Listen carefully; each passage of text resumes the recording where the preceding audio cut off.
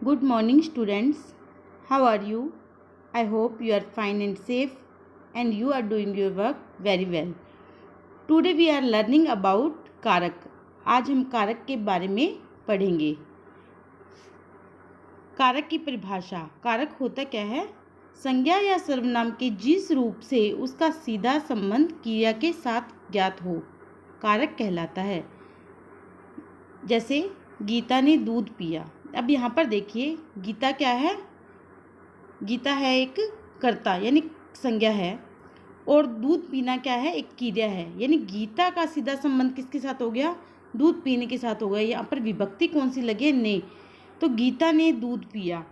तो यहाँ पर जो संबंध को यानी कि संज्ञा से क्रिया का जो संबंध जो जोड़ता है, जो विभक्ति होती है, उसे क्या कहते हैं? कारक कहते हैं.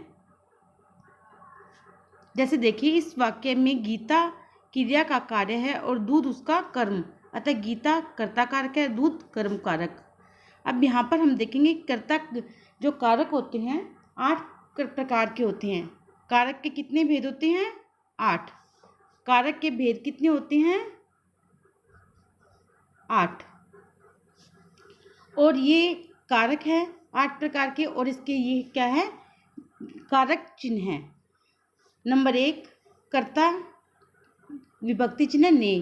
कर्म को करण से के द्वारा, संप्रदान के लिए अपादान से, संबंध का के की रा रे री, अधिकरण में पर, संबोधन हे अरे. जिससे मैंने इसको रीड किया, आप भी वैसे रीड करोगे, उसे लर्न करने की कोशिश करोगे. एक बार फिर रिपीट करते हैं हम. कर्ता ने कर्म को करण से के द्वारा, संप्रदान के लिए अपादान से, अलग होने के अर्थ में, संबंध का के की रा रे री, अधिकरण में पर, अधिक संबोधन हे ओ अरे. नंबर 1, कर्ता कारक. कर्ता कौन होता है? काम को करने वाला, जो काम को करता है. जिस रूप से क्रिया के करने का बोध होता है वह कर्ता कारक कहलाता है. इसकी विभक्ति क्या है? ने है. क्या है? जैसे देखिए, राम ने खाना खाया. राम ने खाना खाया. तो यहाँ पर ने है. ने विभक्ति ये क्या हुई? कर्ता कारक की है. राम, खाना किसने खाया है? राम ने. तो राम क्या है? यहाँ पर कर्ता कारक है. नंबर 2, कर्म कारक. क्रिया के कार्य का फल जिस पर पड़ता है उसे कर्म कारक कहते हैं. इसकी विभक्ति चिन्ह को है, और यह चिन्ह बहुत से स्थानों पर नहीं लगता. जैसे देखिए, राम पानी पीता है. राम पानी पीता है, यहाँ पर को विभक्ति नहीं आती, लेकिन राम क्या कर रहा है? पानी पी रहा है. तो पानी पीना ये उसका क्या हुआ? कर्म हुआ. क्या हुआ? कर्म. थर्ड है करण कारक. करण, इसको हमें थोड़ा सा ध्यान से समझना होगा. संज्ञा आदि शब्दों के जिस रूप से क्रिया के करने के साधन का बोध हो उसे करण कारक कहते हैं. इसकी विभक्ति से के द्वारा है. एक चीज का हम ध्यान रखेंगे, करण कारक हमेशा वस्तु की सहायता से या जिस वस्तु से कोई काम का होता है उसके लिए प्रयोग किया जाता है. जैसे राम कलम से लिखता है. राम कलम से लिखता है. तो यहाँ पर से क्या हुआ? क्या हुआ? करण कारक. और यहाँ पर कलम में एक वस्तु है. किससे लिख रहा है? कलम से. ओके. और राम क्या है? यहाँ पर कर्ता कारक है. फोर्थ है संप्रदान कारक. क्या है? संप्रदान कारक. संप्रदान का अर्थ होता है देना. क्या अर्थ होता है? देना. अर्थात कर्ता जिसके लिए कुछ कार्य करता है उस रूप को संप्रदान कारक कहते हैं. इसके विभिन्न चिन्ह के लिए को है. क्या होगा? को. जैसे वह अपने भाई को आम देता है. वह अपने भाई के लिए आम लाया. के लिए आम लाया. वह क्या लेके आया अपने भाई के लिए? आम. के लिए का क्या हुआ? संप्रदान कारक. ओके. नेक्स्ट 5, अपादान कारक. इसे हम थोड़ा सा ध्यान से समझेंगे क्योंकि यहाँ पर कंफ्यूजन होगी। कैसे?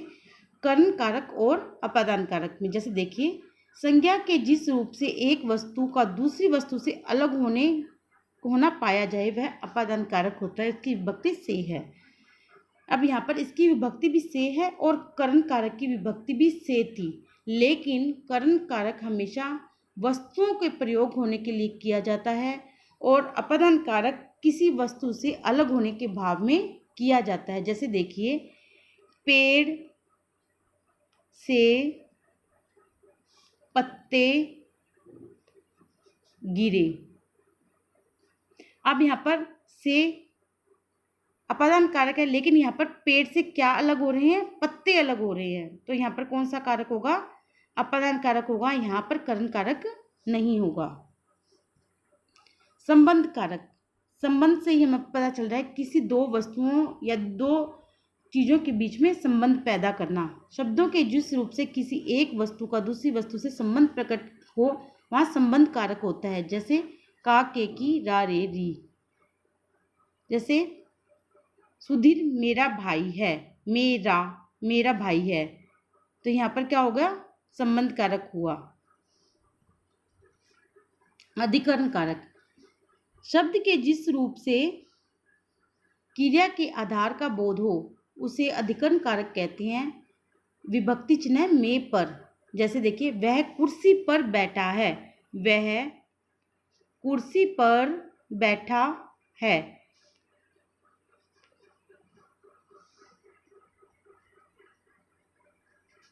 बैठा है, तो यहाँ पर क्या हो गया? अधिकरण कारक हो गया। ओके, नेक्स्ट, संबोधन कारक। संबोधन का मतलब किसी को बुलाना या सचेत करने। जैसे देखिए, जिसने किसी को बुलाने अथवा सचेत करने का भाव प्रकट हो संबोधन कारक कहते हैं। इसके लिए विभक्ति चिन्ह लगाया जाता है और उसे बोलते हैं अरे, ओ, हे। जैसे अरे मोहन इधर आओ। ओके, आई होप आपको कारक के बारे में अच्छे समझ में आया होगा। आप इस वीडियो को 2 से 3 बार देखिए, आपको और अच्छे समझ में आएगा। Thank you. Have a nice day.